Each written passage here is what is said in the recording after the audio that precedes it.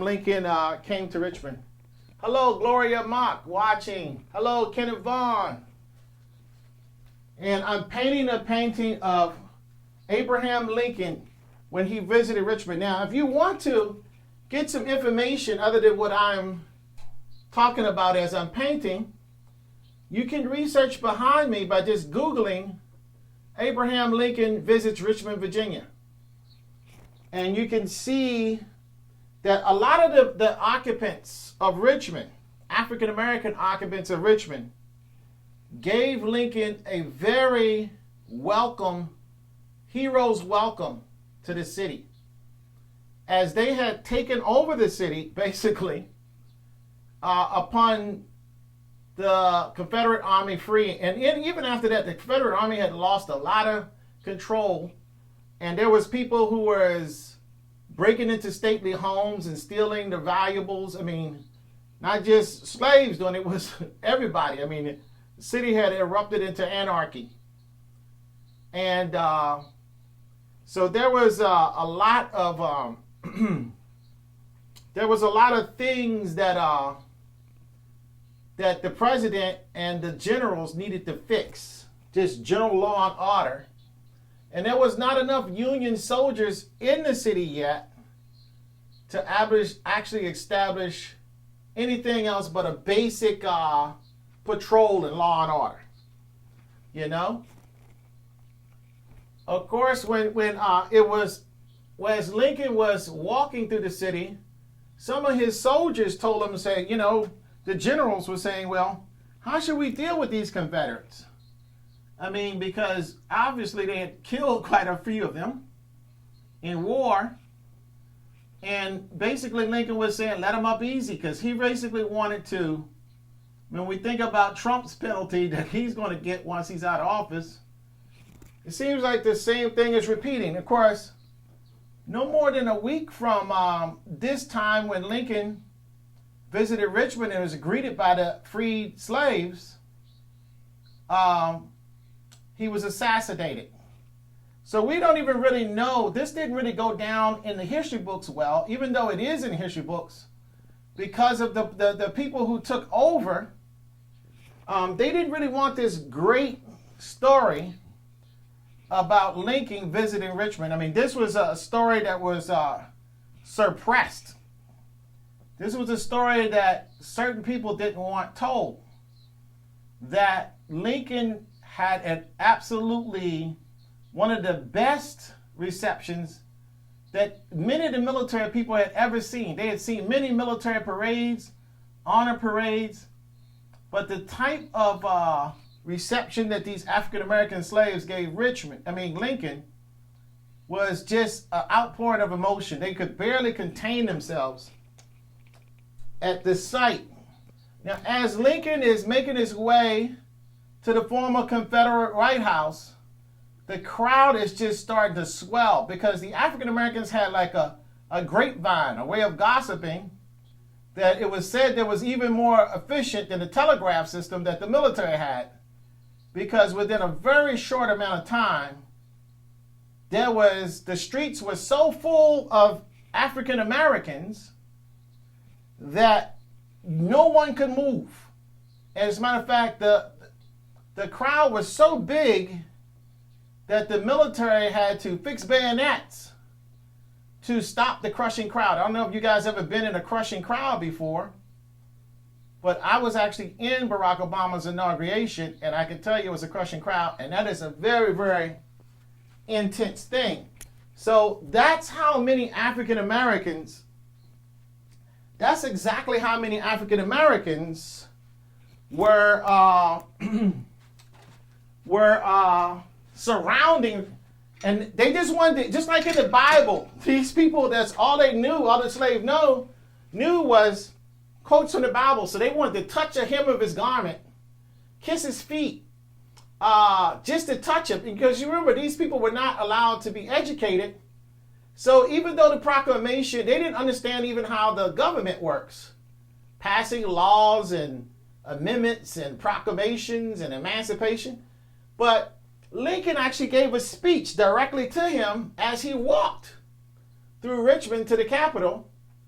And there was African Americans said, only when it comes straight out of his mouth that I believe that I'm free. They didn't even believe that it was free because just like we see on social media now, there's a lot of propaganda out there spread by the southern states of the Confederacy. And basically the propaganda towards the slaves was that Lincoln doesn't really, this is just a political ploy. Lincoln doesn't care about you. He doesn't really care about freeing the slaves. All he wants to do is disrupt our way of life. And all you're going to do as a slave is get your hopes up. Then you're going to do something rash and you're going to get yourself killed. So therefore, to not get yourself through that kind of stress, the best thing for you to do is keep on performing like a slave like you've been, because none of these northerners really care. And the slave had every reason to believe him because that's the way life had been in this country for hundreds of years, for generations. And there was no reason to believe that they would actually be free. But they were hopeful for 4 years when they first heard, because they knew even when before Lincoln got elected, the African American slaves that was knowledgeable to this information, political information, they knew there was a big chance that with Lincoln as president, they could actually be free. But whether this was going to really happen, they didn't know. But of course, when the bombs started going off around Richmond and the cannon fire was going off and the soldiers running to and fro, the African Americans started to become more and more encouraged that their freedom would actually happen. And in 2003, there are some historians in Richmond that erected a statue of Lincoln and his son Teddy. Here's his son Teddy here in my painting. This is Lincoln. I haven't really painted everybody. But these are all people who existed in drawings contemporary to that day. This painting is directly researched based on real documents, pictorial documents, as well as written documents about that day. So this is the first in a series that I'm going to be doing on the role of Lincoln, because you had the Lincoln Project, you have people comparing themselves to Lincoln. The 4th of July is basically European Americans' freedom, from tyranny. But the Emancipation Proclamation of 1863 is kind of like the Declaration of Independence for European Americans, for African Americans. And the actual, winning of the war on July 4th is actually this day here. This is our July 4th, which is April the 4th, 1865. That's when all African American people in this country became free with all of the same rights as their European American counterparts. And it's very important because a lot of African Americans, we are really big to celebrate. We love holidays. Really big to celebrate 4th of July, but most African Americans, their ancestors were still enslaved during the 4th of July. And they still were doing hard labor, not just enslaved, but brutal slavery. So when did African Americans have a chance, even a chance? They still had no education. They really didn't have a chance until this time. And Lincoln is,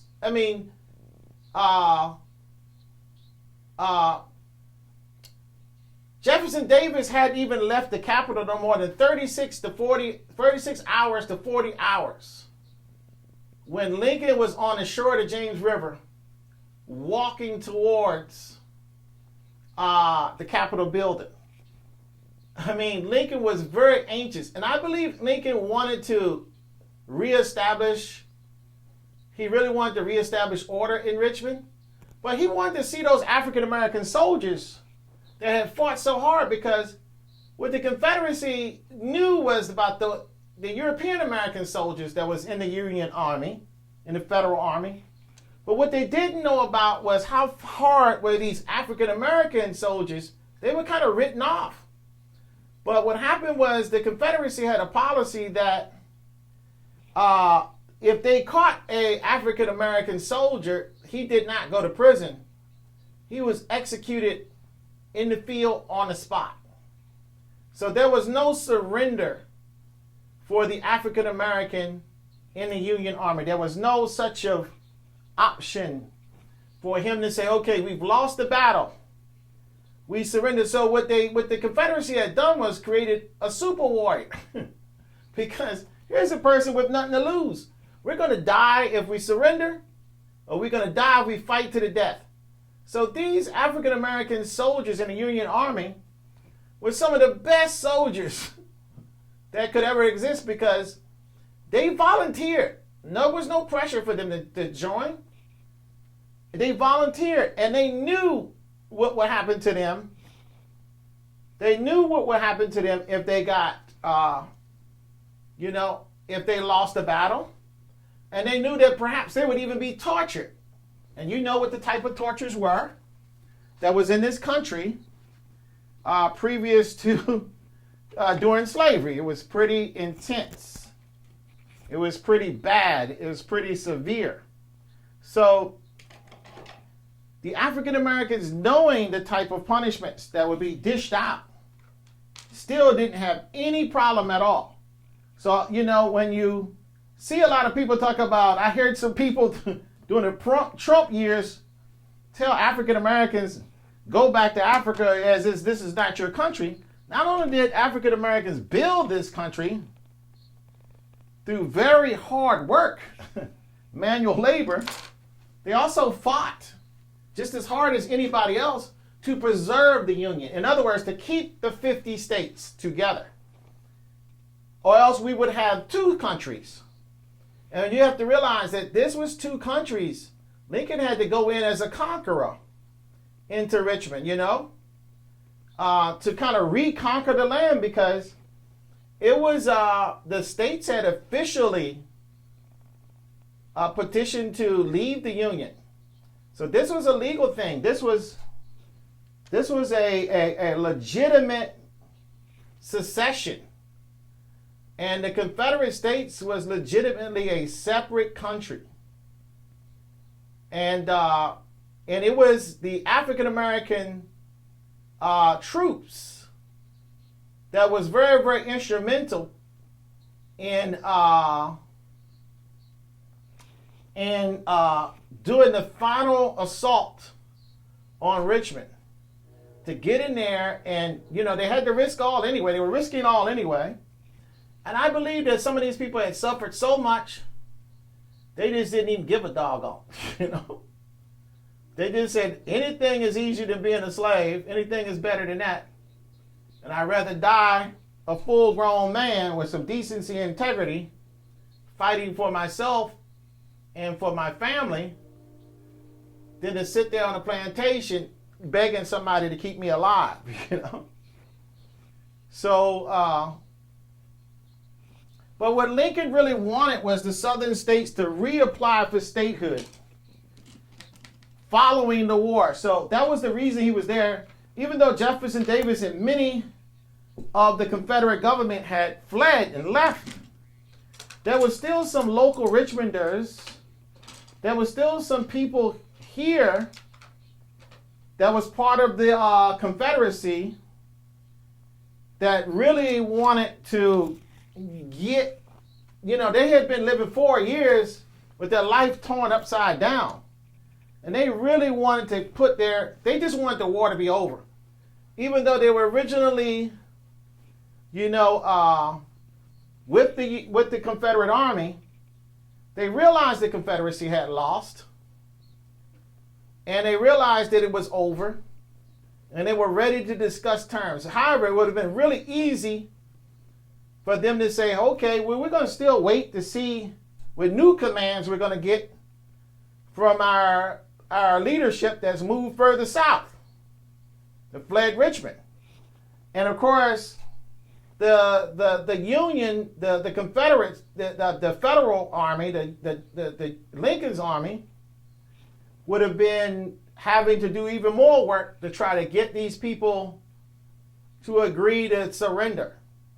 Because when Lincoln visited Richmond, Robert E. Lee had not yet surrendered. Now, should Robert E. Lee been the person who surrendered? No. The person that should have discussed the terms of surrender is the head of state. That's Jefferson Davis. Now, Jefferson Davis was a coward. He was a sore loser, just like some people we know in Washington, D.C. right now. He could not fathom surrendering to somebody that he probably hated. That was Abraham Lincoln. So there was no chance. He was not going to do anything for Lincoln. He was not going to do anything to compromise his position of, no, we're still fighting kind of mentality. No, the fight still goes on. But what happened was Jefferson Davis, upon leaving, was never able to reestablish any kind of authority again. As this was the start, this was the start of the Confederate people saying, "Hey, look, okay, we're going to follow our Richmond leaders here. Their state is starting to move in a positive direction. Their lives are getting put back together. A lot of people who were plantation owners and slave masters was interested in keeping their wealth, believe it or not. And they didn't know what their status was going to be. Was Lincoln going to take their wealth away? Because after all, they owned slaves. They made a lot of money off of slavery. And this might have been land that might have been in their family for multiple generations. So there was a whole lot of anxiety amongst the people, the shakers and movers of Richmond, as to who was going to be able to keep their wealth. How was this going to work? And so it was important, if they was going to agree upon this surrender, to talk to Lincoln, who was the boss. Lincoln basically had their destiny in his hands. And to see if there was going to be some type of decent life after this war, or should we just go ahead and say, let's fight it all the way out with our Confederate guys, that left, because even though the Union Army was in town, they still could have fought them at every level. So both sides, both for the Union and the ex-Confederates, wanted to actually have a peaceful and decent new beginning. And like I say, lots of people wanted to keep their wealth. They wanted to maintain the wealth that they had with the fall of Richmond. And so you had refugees. And when we're talking about reparations, a lot of these people were even given reparations for what they lost. They were slave owners. They used their wealth to benefit the Confederate Army, but they were allowed, because the slaves didn't have the skill sets yet. They were not allowed to have education to basically rule anything. Now, you had some of the freed slaves and people with some education that did get elected. There was African American descent during the Reformation, but you did not have the type of people of the highest quality enough of them. You didn't have enough of them that could actually not just govern under a peaceful situation, but govern under a situation that was basically coming out of chaos, you know? This thing was coming out of complete destruction. So that was it had been a tough task for a very seasoned politician and city managers and so forth, state managers during peacetime. So you could imagine giving this task to someone who was a newly freed slave that may have had problems even reading the documents that he was responsible for negotiating. So there had to be some kind of work. There had to be some kind of work that was, there had to be some type of extension to the people who were ex-Confederates. But there are reports that the black troops of the U.S.S. CT was the first troops that entered Richmond. And that Richmond was burning, and these guys was entering into the city. So this became a dispute because right after Lincoln was fought, you know, a lot of people would say, no, the black troops didn't do it, but that was part of the embarrassment of the Confederacy, is that these black soldiers was the first to liberate Richmond. And this went on for a while because in terms of historians, this argument, because the lack of document, it's not the lack of documentation, the documentation was obscured, you know, by very, very, I'm going to say powerful people, but people that just didn't want that to become the history of the country. You know, they didn't want that information to be, you know, they were already singing John Brown Come Marching Home. That was the marching cry for the Union Army. But even worse, to think that the African American troops were actually the actual first troops into Richmond. But Lincoln knew that these black troops was in Richmond, and he visited these troops. These troops were in Richmond just walking around, talking to other African Americans who were normally free, who were just made free. So, and they were establishing their best attempt at setting up, you know, civilization again in Richmond. You know, filling the void that the Confederate army had left in terms of maintaining order. So they even took over the prisons. So even if an African American slave, you know, was caught looting, these soldiers were very disciplined, and they didn't have any problems putting people in jail and patrolling and keeping some order going. And the African Americans really was loving Old Glory, the flag, and they bought them out. So I have flags in here, and even some of the African American women had taken the time, they anticipated this moment, and to make garments that had a motif similar to the flag in it. So in making this painting, I really tried to stay as true to the information that I researched as possible. And then also this is based on very heavily on a drawing. I forget the name of the artist who had made the drawing, but this was in all the newspapers around the country here. A black and white drawing. There was a print in all of the newspapers, because you remember there was no real photography.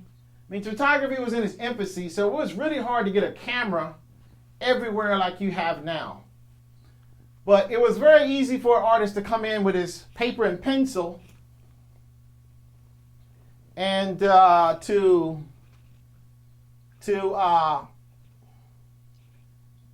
sketch and draw what he was saying. And so we do have images that exist, and this painting, it stays somewhat as true as I could to some of those images, because I did want some authentic, my painting to be a little bit more authentic to that event. But also what I'm going to do, because one of the admirals was saying when Lincoln gave a speech to the slaves, it was really, really well received. And he was saying it was one of the best speeches he ever have given. And I'm wondering why most people never heard that speech. But he said it should be an artist to make a picture. It should be a photograph. And there should be broken shackles at the feet of Lincoln to represent the abolishment of slavery and this moment. So that inspired me to go ahead and want to make this painting. Because he said back in 1865, this painting should be made. And guess what? The painting wasn't made. The people contemporary to that time, especially on the side of the Federals, especially on the side of the Union, somebody should have made that picture. So I'm taking it upon myself now, at this point, I'm taking it upon myself to make the picture since nobody made it contemporary. Now, again, the drawing was made, the black and white drawing, but this should have been a painting, you know? I mean, we have the Statue of Liberty, we have the statue of George Washington, we have all kinds of images of Washington crossing the Delaware. You know, for important events like this, the very day Lincoln walked into, and the Union troops walking into the city, this is something that most countries would always depict.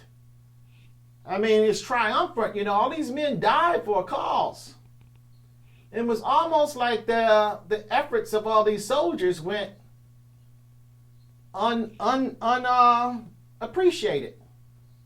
You know, they spent their lives, and where's their monumental picture? So I have soldiers. These are sailors and Marines, actually. So those were the ones that actually escorted Lincoln. I do have one soldier, African-American soldier, right there, who's just a regular Army kind of soldier. So I do have the representation of our wonderful American military. Now, you remember, there is no Confederates here because they all stayed inside. They were really, really afraid of this crowd. Lincoln was perfectly safe because it was thought that this was very, very dangerous, and they didn't really realize how dangerous it seems until Lincoln got back. You know, and then some of the people critiquing that said, this is extremely dangerous to risk the president like this. Of course, he had already made it safely back.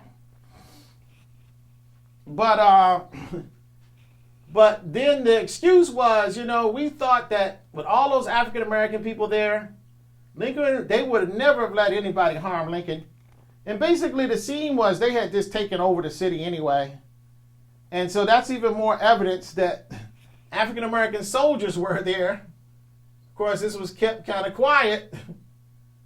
And so there were Africans there. There probably was even African soldiers there, not just African civilians cheering in that crowd, because that crowd was so huge. It was so big. You could not even, but it was unimpeded joy. Again, they were praising God, shouting, hallelujah.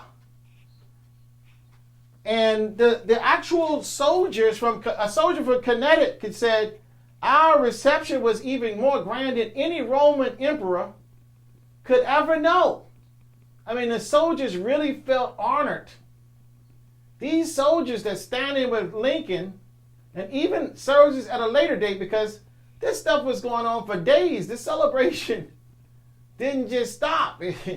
You know, Lincoln was in town for some time. He went back to the ship that night. But there was a lot of joy and celebration. I mean, the slaves had gotten access to a whole lot of the best wines and and alcohols and things like that that you would use to celebrate. They would even offer them to some of the soldiers, who they were smashing them with their swords because the soldiers weren't supposed to be accepting that.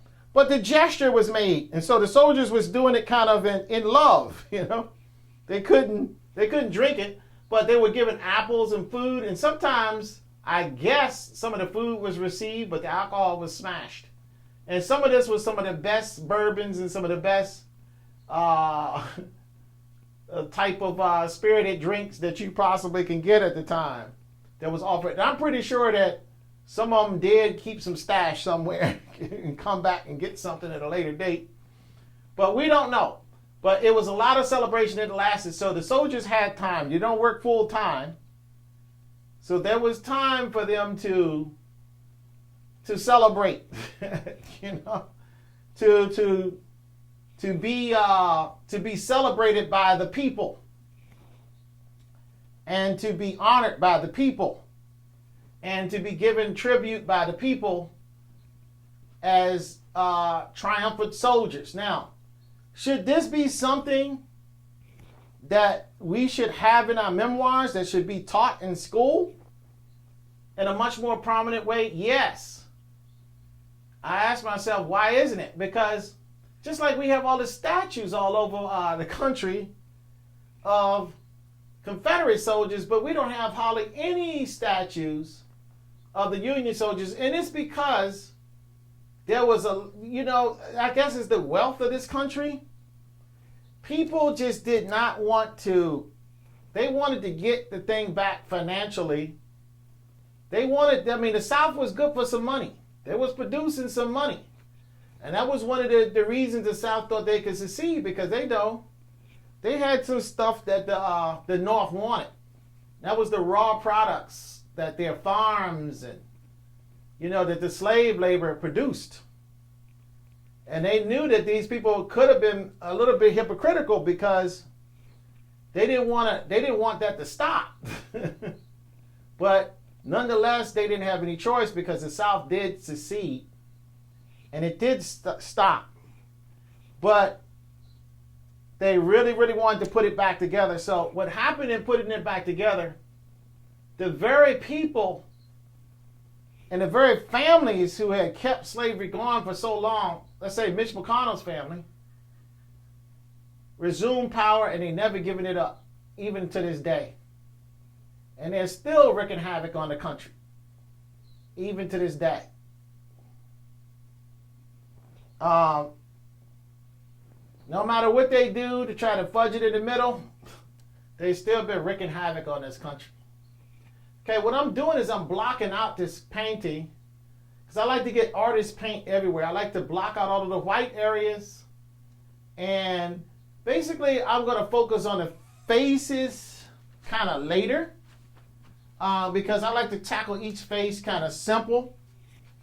But one of the things that Lincoln did before he even got to Richmond is he got the guns. He wanted to have some type of announcement of his presence. So Lincoln had a little bit of a swag to himself.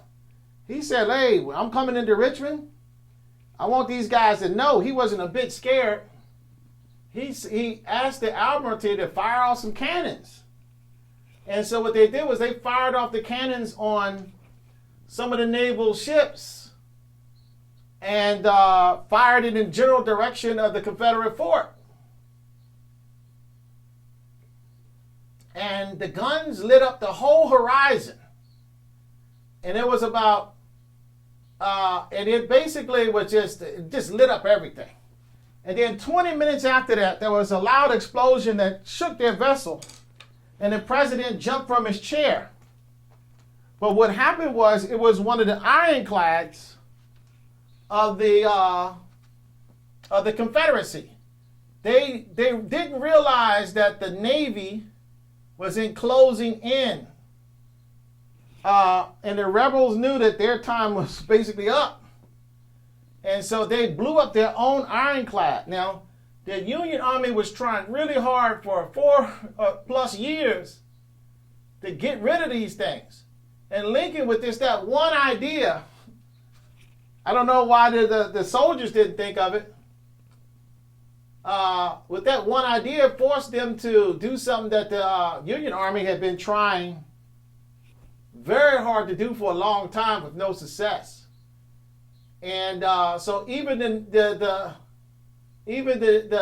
admiral was saying, "Oh, we got a bunch of benefit out of that decision there that Lincoln made, because they knew that the forts were going to be evacuated, and they knew that tomorrow that they can literally go into Richmond, because the ironclads were no more. The ironclads were no more. So they were getting really anxious at this point to get into Richmond with Lincoln, because the admirals knew that they could move a lot of things, because the railroads had been destroyed. The roads were still hazardous with snipers, and some soldiers were using those to get back, and there was still fighting going on. So the waterways was the easiest way to get some out of VIP somewhere, or just to get things from one place to the next. So once those ironclads was gone, all they had to do was just really clear the obstructions out the James River, and they could basically get a lot of people, places, and things into the city at a very, very rapid rate. Now, at first, Lincoln did not want to go to Richmond because he thought it was a foolhardy idea, and he really didn't want to see the spectacle of the Confederacy's humiliation. But because it was thought that it was his idea, but the reality it was the admiral's idea, because he was going down there anyway, because he had gotten word that Richmond was going to fall soon. And that, we need to get in there and start changing our battle plan. We need to assess this thing to find out exactly how we're going to put this thing back together. We have to get out of defeating the enemy and get into establishing the territory and holding this territory. So there was a big change in the game.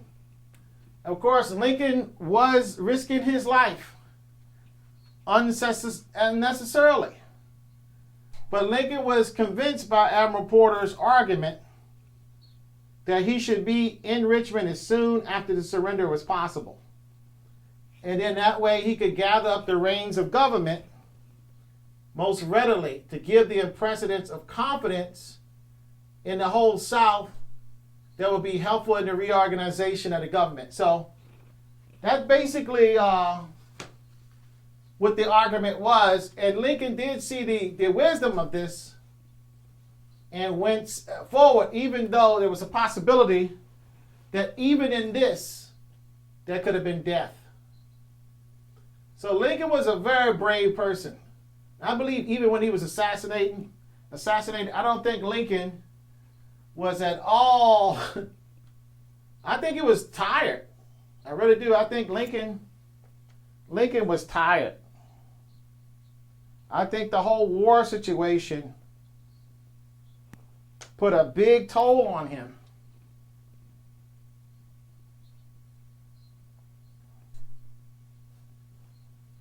And I think there was a huge toll on Lincoln.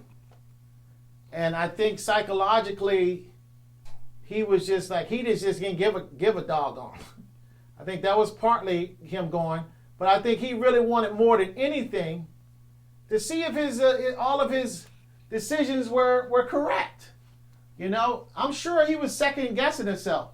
All of this death, all of this stuff that's happened to the country. Did I do the right thing? Did I do the wrong thing? I mean, what's going on?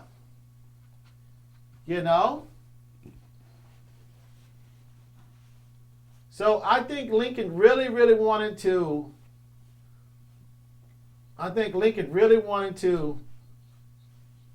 To just put his eyes on the situation and get a grip on it, and to see exactly if he'd done the right things.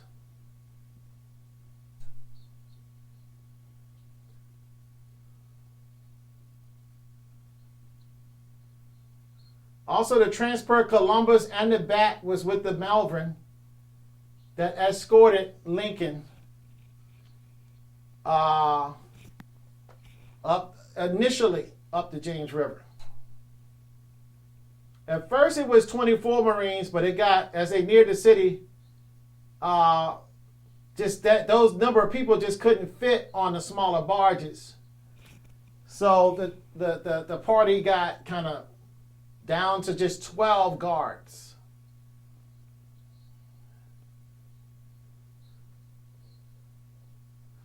And what happened was, at daylight, they had discovered that all of the forts had been destroyed, set on fire, and all of the ironclads, nothing could be found of them. They had all been blown up at the shore of artillery force that Lincoln had ordered from the night before, as he was heading up the James River on the Malvern. He ordered the admiral to inform the other ships that we need to let these guys know y'all losing, and we getting close, and we are, they were coming like a lion, So that was Lincoln's call, and it was a very, very good call but there was a black smoke over the city. But again, all of the torpedoes had to be removed, all the way up to Hewlett's battery. And it would have been suicidal if they would have tried to go up there while the Confederates still had those ironclads gone. And also, if they would have just gone up there too soon, it could have been unjustifiable loss of life. So the way things worked out, it all worked out really nice for Lincoln. And they just basically, just a little at a time, cleared some of these things out.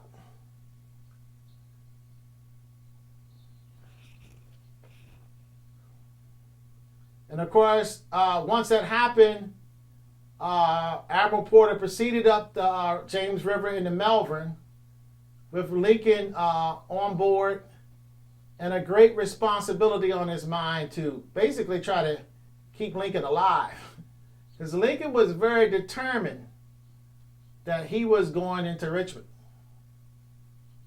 And what happened was, every vessel was pushing up with all steam.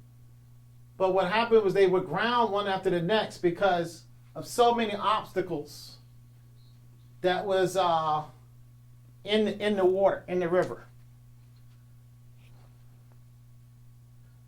So what happened was, when the Malvern got grounded itself, the Malvern got grounded.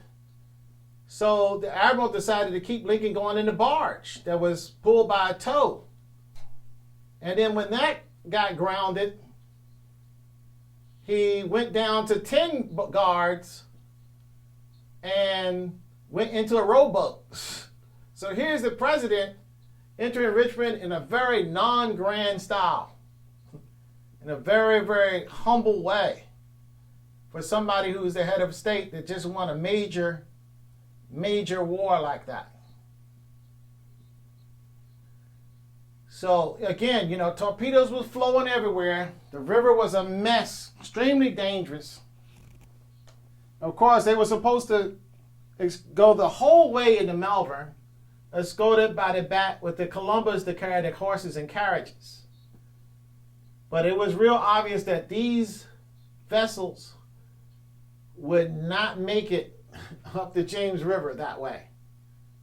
And so there was going to require a lot more time as the sailors were working on getting these other ships up the river.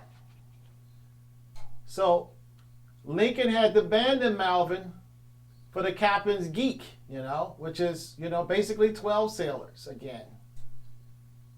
So basically in that party was President Lincoln, Admiral Porter, Captain Penrose, and Taddy and Lincoln. So Lincoln was keeping a slight journal of this. So this is something that was somewhat important to Lincoln because he was keeping some type of tally of what was going on. And again, I think really what Lincoln wanted was he really wanted to talk and meet the freed slaves face to face. And I don't think Lincoln had met that many freed slaves in mass, just a common slave on the street, in the destitution. I don't think Lincoln had that kind of experience up until now. Just based on, now again, Lincoln didn't live, so he didn't get to talk about what he was thinking. So you would have to use a little bit of imagination to try to figure out exactly what was Lincoln up to, And of course, I'm pretty sure if he would have lived, we would have gotten a lot more information in terms of what we're going to do with that.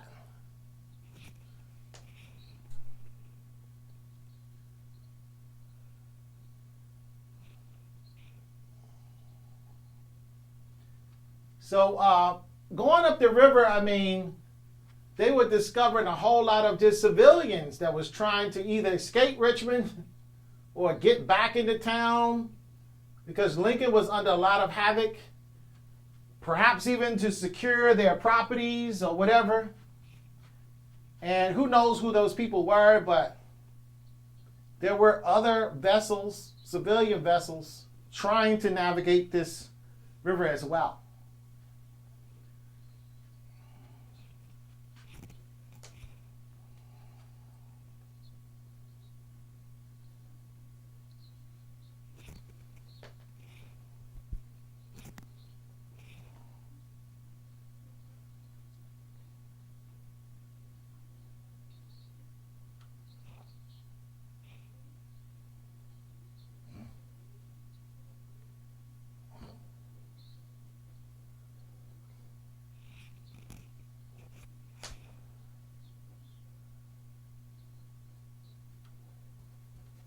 So what I'm doing again is I'm blocking this painting off as much as I can. But the tug never caught up with Lincoln. It got jammed under a bridge and remained there stuck in the tide.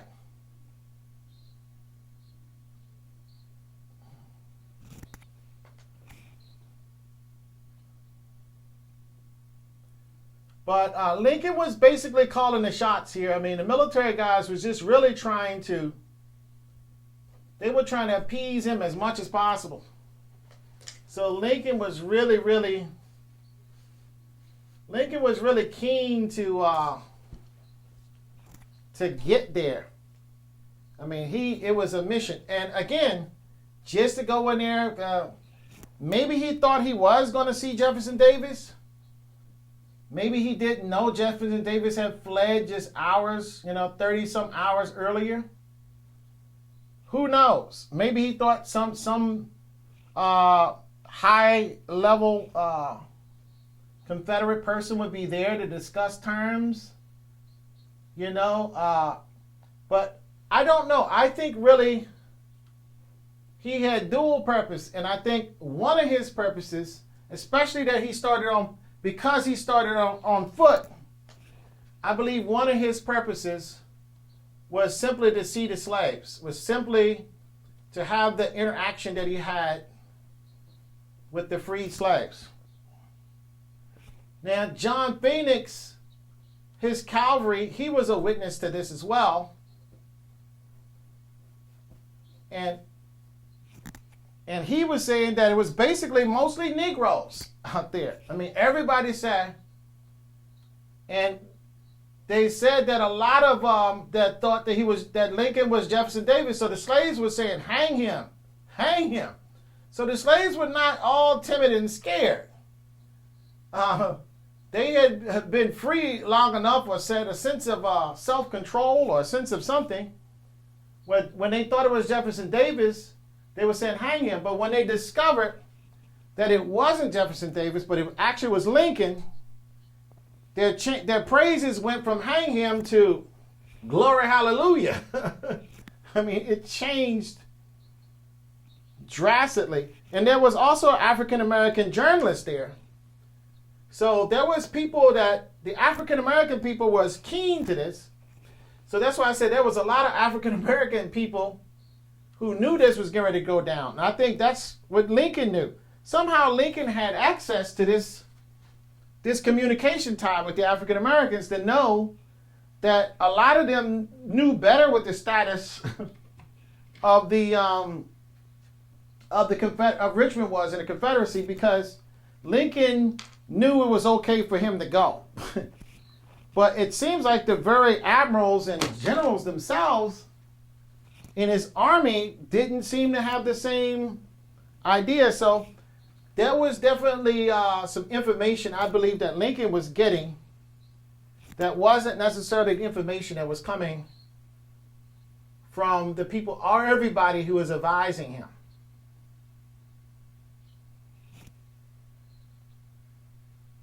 And a lot of people were saying, but the Negroes all of a sudden started acting like men. I mean, that was, these are direct quotes from some of the people. I mean, I'm not just making this up and just saying, giving my own. But they thought a lot of people had Lincoln, as a bad guy. That's what the Union Army had Lincoln as. But once they found out it was Lincoln, it was not Jefferson Davis, the slaves changed from hang him, and their joy knew no bounds. And they were basically singing jubilations. There was tens of thousands of people who was following to capture the sites, including the chief magistrates. I mean, he was the chief magistrate of the United States. And it was a very prolonged exaltation. It wasn't just a momentary thing. This, it was a 2-mile walk. So this went on louder and louder. Matter of fact, some of the soldiers say that the echoes had reached heaven to reach some of the patriot spirits who had died before witnessing this sight. So it was a loud, joyous crowd. They were making some noise. Matter of fact, they said that another account of a soldier said the streets were black with Negroes, and they had some sort of underground telegraph that somehow they got this information out, and they were wild with excitement, and they were yelling like wild men, like a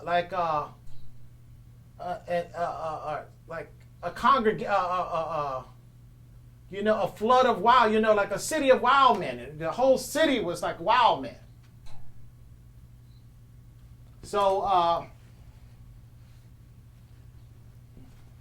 what I'm doing is I'm just blocking out some of these areas and just trying to get them.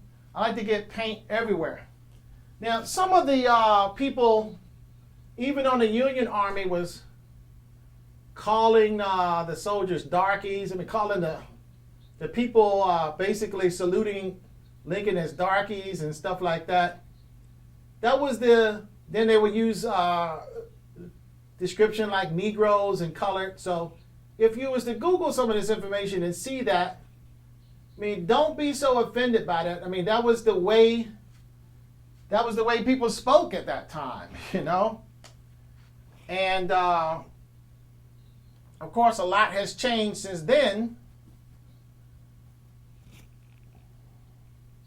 But we call people But it was so much celebrating going on that some of the soldiers were just overwhelmed with laughter.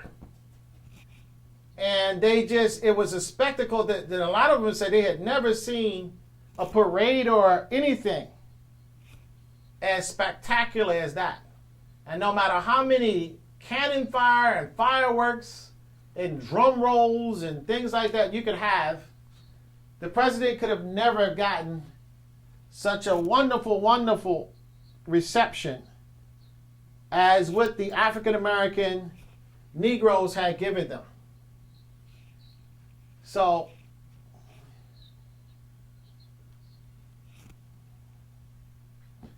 but you know, they didn't find any soldiers. Lincoln didn't find any soldiers when he got there.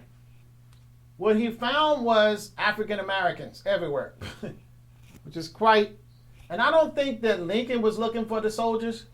I think the admiral and the other soldiers were looking for the white soldiers. So, of course, a picture is 1,000 words, and there are pictures of this. So, the people who basically was enjoying this celebration the most, the freed slaves, obviously would be the ones who were the most excited about this event. And for whatever reason, these events never get placed in the history books properly, even though it has every right to be in the history book as anything else. Now, when Lincoln first got ashore, there's another account. There was a 60-year-old man with a spade working with a crew of other African Americans. And from pictures that he had seen, he raised his hands and saw Lincoln and said, "Praise the Lord. He's been in my eyes long ago, and he's come at last to free his children from dear bondage. Glory, hallelujah." Now, this was one of the first African Americans that saw Lincoln, and he fell upon his knees before the president and kissed his feet. And the others followed his example. Now, this is a 60-year-old man, and there was younger people around him. And then within minutes and within seconds, there was more African Americans around Lincoln doing similar type things. And they were saying stuff like, "Lincoln is the one to lead us out of captivity." Again, there's some stuff that sounds a lot like Moses with the children of Israel coming out of captivity. So they called President Lincoln Father Abraham. Obviously, his name was Abraham. But Lincoln, with a sad face, seems to say, "I suffer for you all, and I will do all to help you." And Mr. Lincoln looked down on the African American people that was at his feet. He was much embarrassed at that position. And he said, "Don't you kneel to me," he said. "That's not right. You must kneel to God only and thank him for the liver that you will hereafter enjoy. I am but God's humble instrument, but you may rest assured that as long as I live, that no one shall put a shackle on your limbs. And you should have all the rights that God has given to every other free citizen of this republic." And it was said that his face was lit up with a divine look as he uttered these words. Though this particular soldier thought he was not a handsome man, he was gamely in his person, but in his enthusiasm, he seen a personification of manly beauty and angelic mercy as he looked with a kindly face upon what he considered these ignorant blacks. And he seemed to be of another world. All this seems a brief duration to the soldiers, because they was trying to get him to the Capitol, but it said it impressed them more than anything than any kind that they had ever witnessed. And of course, that was a gentleman that said this was a fine picture that this would have made. And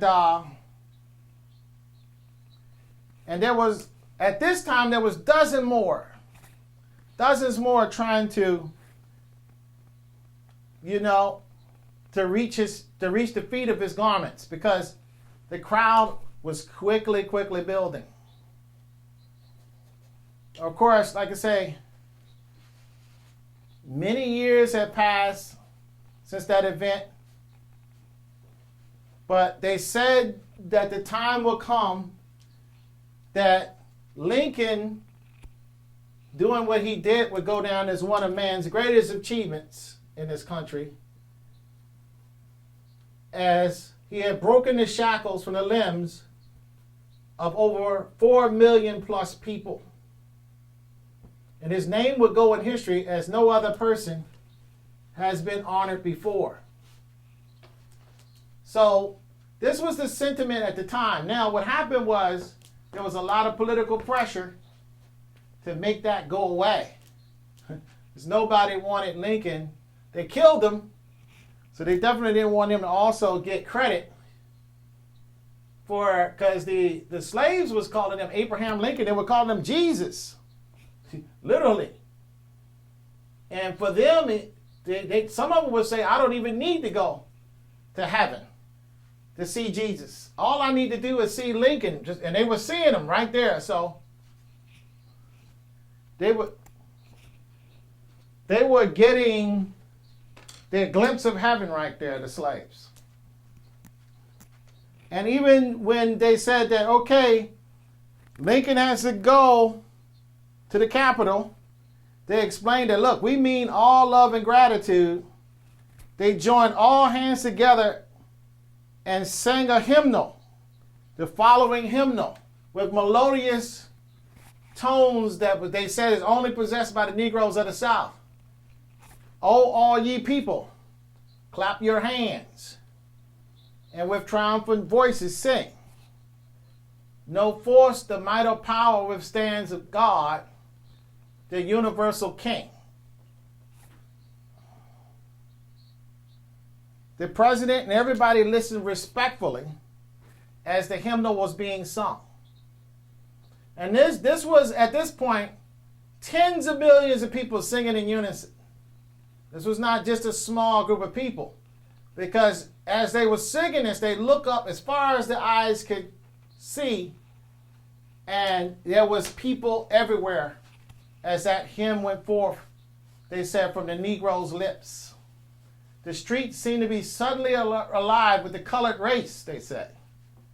They seemed to spring from the earth. And they came tumbling and shouting from over the hills and from the waterside, where no one was seen previously as they had passed. And of course, the crowd was, once it got so big, the crowd became impressive. And they had to form with their bayonets to try to not be crushed, as the joy of the people was so severe, they did not realize how much pressure was being applied onto the president, and they stood a chance of being crushed to death. As President Lincoln was entering the city in chaos.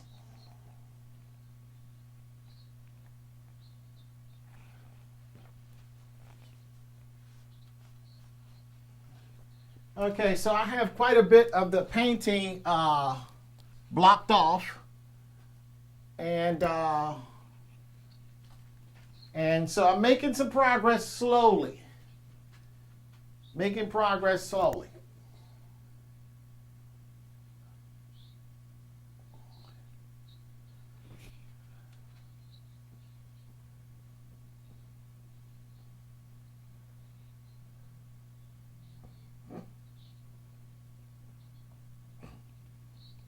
Again, a large part of Richmond was destroyed by fire, so if you went to Richmond today, it probably looked like hell on earth. It probably looked like something that there was a huge black column of smoke. I mean, it was really, I mean, according to Lincoln's biographer, it was a scene to be witnessed. I mean, it was total chaos. So,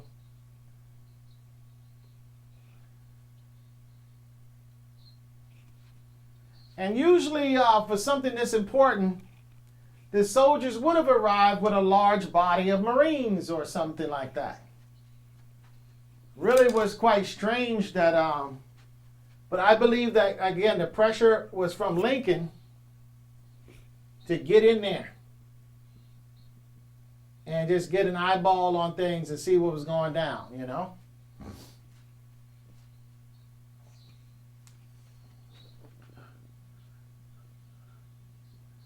But everybody was saying that the faces on the African Americans were extremely passionate and genuine. And they had never, matter of fact, they had never seen anything so genuine.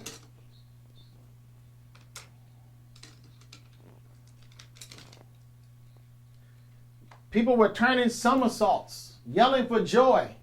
They say even half of the people was behaving demented, and their speech was so excited they couldn't even get their words together.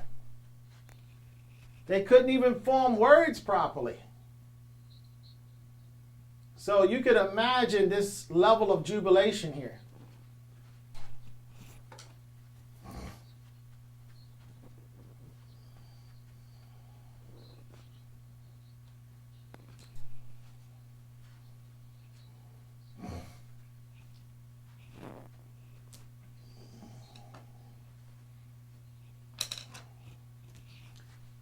But the soldiers were enamored with this crowd. And some of them wished to stand there all day and just watch this crowd. But they knew if they stayed there, they wouldn't be able to move at all. So they knew that they had to get out of there. So, but the African Americans looked at Lincoln as belonging to them.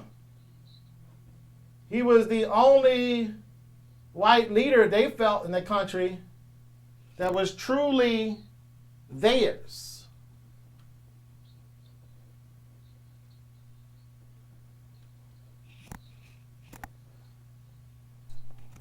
But even the president realized that he had to get out of there or he won't gonna make it out, because that crowd just was wanting to see Lincoln.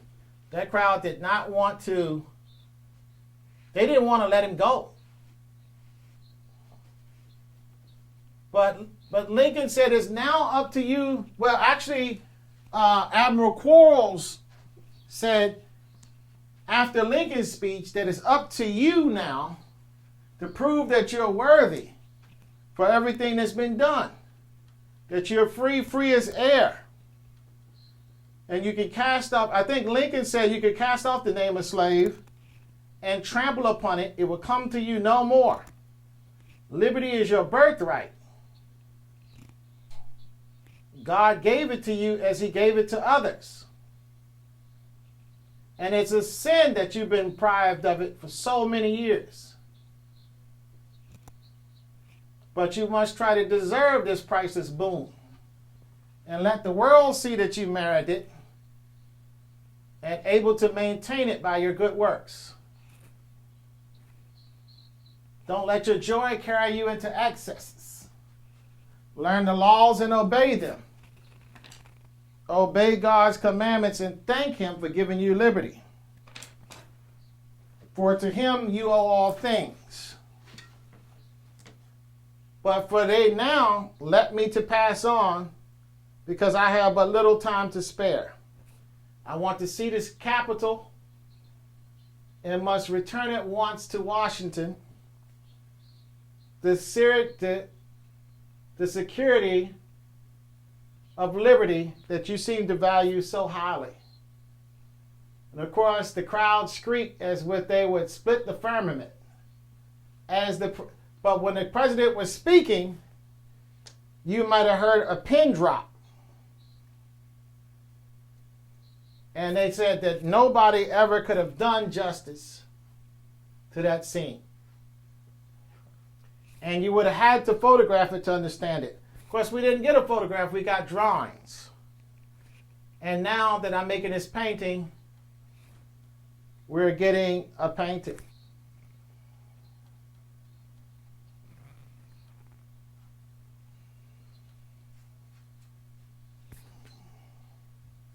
But if you was on the if you was on the Confederate side, you were just toting weight and doing the slave work. You were not a fighting soldier.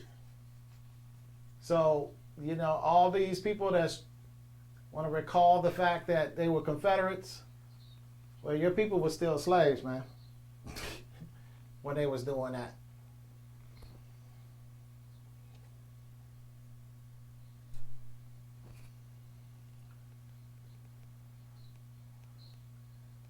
And when Lincoln said, even though you've been deprived of your God-given rights by your so-called masters, but you're as free as I am. And if there's somebody who do not know that you're free, Lincoln said, take the sword and bayonet and show them that you're free. Because God has given each of us the same rights of life, liberty, and the pursuit of happiness. And so Lincoln, this is part of Lincoln's speech, as per the witnesses. That's contemporary to that.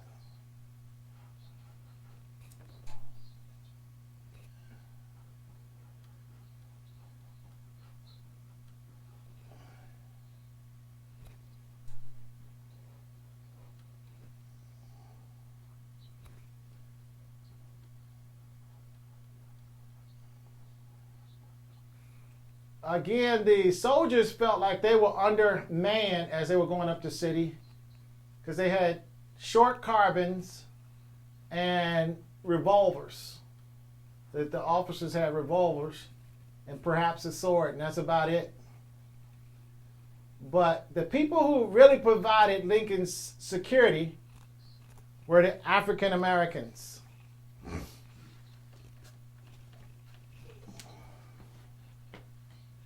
Okay, so this is good because I feel like, and again, they were struck that no one in that multitude would injure Lincoln. Matter of fact, they said it seemed like he had an army of supporters that would defend him against all the world. But they said, but likely there were scouring eyes not far off, men who was perhaps looking on with hatred in their heart, who was even then seeking an opportunity to slay Lincoln.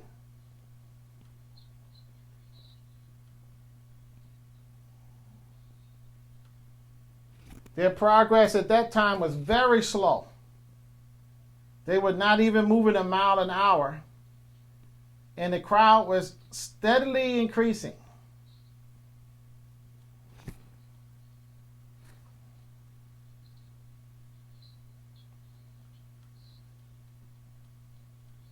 It took them at least a half an hour just to get from Libby Prison to the edge of the city.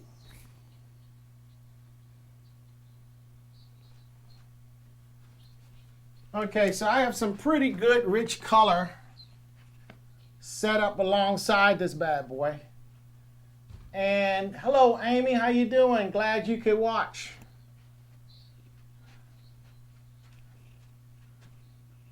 Okay, so basically, in terms of this painting, I'm doing something called blocking. I build my paintings from the back layer, from the bottom layer out. And then I get sharper and sharper with details as I add layers.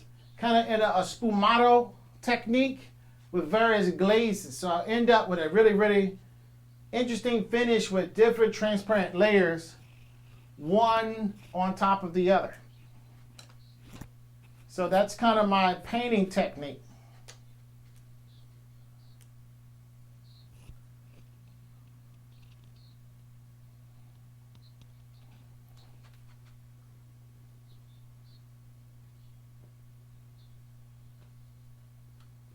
But wherever there was possible for a human being to find a foothold, there was a man, woman, or boy training his eyes after the president. And the Confederates, the people who were partial to the Confederates, they didn't come outside, but their windows was like filled with their heads to get a view of Lincoln as he walked through the city. So be it welcome or hatred. And even the soldiers said they wanted to at least hear a yell of defiance from them, but all they did was get silent peers from the windows.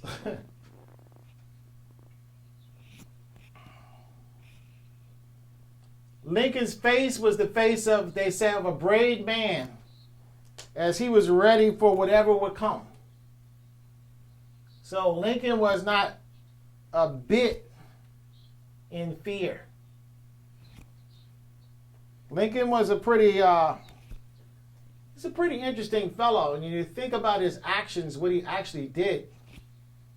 Right? There was a young white girl or European young lady who had an American flag over her shoulders. She was very beautiful, and she had a bouquet of flowers. And at first they were a little bit apprehensive, but they let her through because of who she was and how she looked. And she basically said, okay, Lincoln, this is a gift for the person who basically freed the Negro slaves.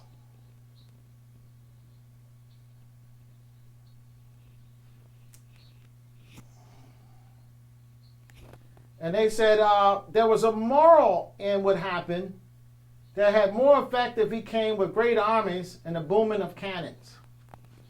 He came with the honor of the majesty of the law to seal what had been established by the bayonets of the Union soldiers. And for the establishment of peace and goodwill between the North and the South and all mankind who dwelled upon their shores. So you had a lot of very beautiful feelings about what happened. I mean, the sidewalks were lined with everybody, black and whites alike, mostly about 80 to 90% African American, but nonetheless, the streets were filled, but there was no anger in anybody's face. It was like a gala day. And it looks like the president was some unexpected guest who had come to receive great honors. And they said, in a deed that no man was ever accorded a greater audition of any man that was extended towards him. So this was the biggest ovation that many of these people had ever seen given to someone, soldier or slave or free, by everybody who witnessed this. And they said the atmosphere was suffocated because there's so many people that were kicking up the dirt. Not only the fire and smoke, but it was a warm day. It was a pretty day, except for the fire and the smoke. And then, of course, with the people kicking up the dirt, it was quite a spectacle to see. But Lincoln could be seen walking very clearly because he was a very tall man. So he was standing head and shoulder above the crowd. So everybody could see Lincoln as he walked down the street. And Lincoln was walking down the street with his hat in his hand, fanning his face because it was hot. And he was basically asking for a glass of water. And of course, when he finally got to the governor's mansion, what he wanted to do, what he asked for was a glass of water, and he got it at that point. Because the servants that was there under Jefferson Davis were very keen and quick to get him his water. And he just sat in a chair and drank water. It was just, he didn't do anything big. He didn't try to show off. He didn't try to do this or that. Only thing he really wanted to do was just sit there on a chair and drink his water and refresh himself. So Lincoln was quite a humble person. He was quite a nice and honorable individual. Okay, so I basically have paint almost on everything. I mean, there are some small places that I don't have paint on, but that's not a problem for me to take care of at some later date. Now, what I really like to do is get all of this paint, this basic, what I call my blocking layer. This is my blocking layer. I like to let this set up and dry, you know? And in doing that, it allows me to paint on top of artist paint as opposed to painting on ground or gesso or, you know, the foundation coat. I did some experiments because I didn't want the paint to sink in. I have a technique that I don't really get bad sink-in problems because I do a lot of blocking anyway. However,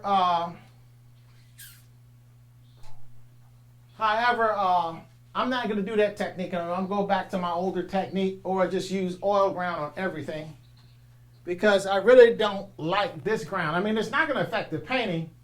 It's just that the way I feel about the color going in initially is not what I'm used to, and I don't think I like it. So I do like the way I used to do it. So I'm always looking at ways to improve the way I paint. And let's see, who's in my room? Anybody here? Clinton Johnson. I'm going to click the button and see if I can add you, man, if you want. Can't bring Clinton on camera. Who can I bring in? Amy Relusco. Let me sit there and see if I can add you. Can't bring. So then this is saying I can bring people in, but not really. I guess I'm not able to bring them in.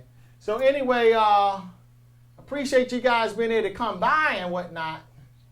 And again, I'm blocking off the camera. I'm trying to the paint, getting my tones there, my underpaint established. And then once this starts to dry, I go in and I start adding more and more detail. But I like to get the energy, the color energy, the shape energy, I like to get everything going. And, and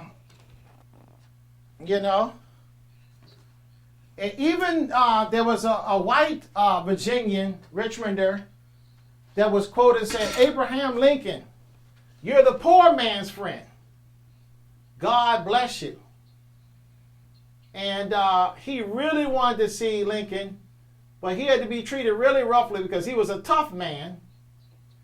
And he really wanted to see Lincoln, but once they kind of dealt with him, he realized that, hey, these guys really don't want me to get around them. So he just was admiring Lincoln as he walked off. So,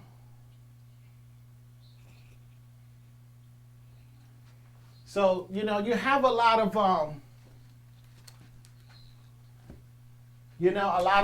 people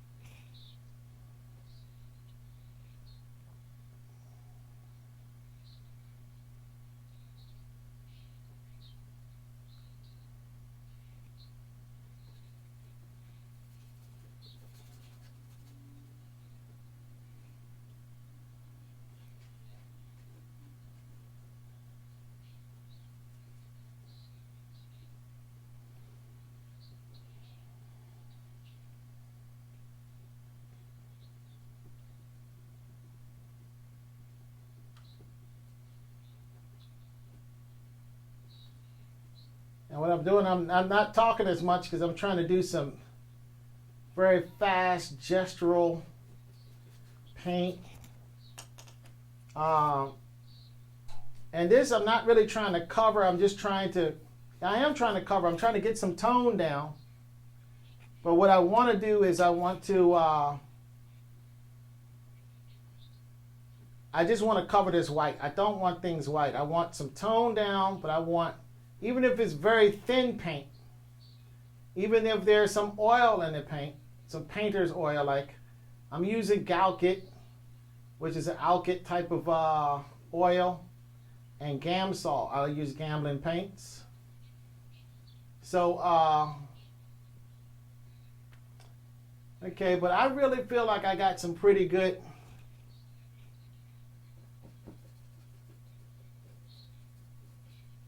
tone established. Now, some of this other stuff I'm just going to leave. I'm not going to try to get everything.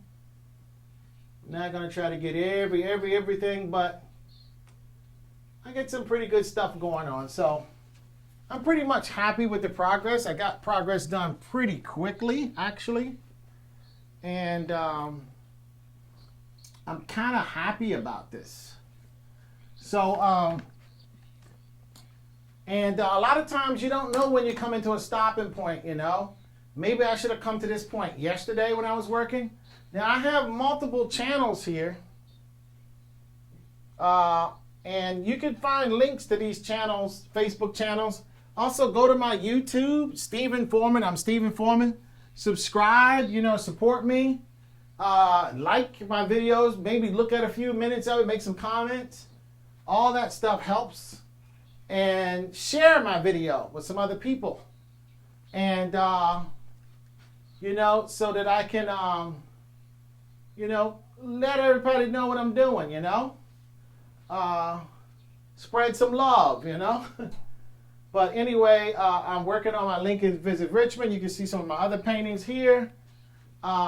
This is a body of work that I'm trying to get ready by, trying to get this work ready by the time we get to March 1, 2021, so I can start getting ready to have my paintings installed somewhere, some shows, because I believe COVID should be over by May or June. So these paintings will be distributed around the country in various galleries and museums and places. So there will probably be another, my next painting is going to be the Black Union Soldiers. That was at Richmond. We're going to do a horizontal painting. Then I'm going to do another painting of the Powhatans with Matoaka, or maybe with Okshakanakano, because I like to do history paintings. Or I might do anything. I might do another hip-hop music painting, or anything. Who knows? Because I change my, you know, I get inspired by different things, so I change up according to how I feel, you know, at that moment. So, but I have a lot of paintings on tap for 2021 already, and I'm starting on some of the designs. But right now, you can see these paintings here, which is, shucks, it might be about 12 or so plus maybe about 16 paintings in this room. They're stacked behind each other, so you don't get to see everything. And I'm getting all those ready. Okay, so I appreciate you guys coming and be with me. I'm going to go ahead and say over and out. Thank you very much for coming.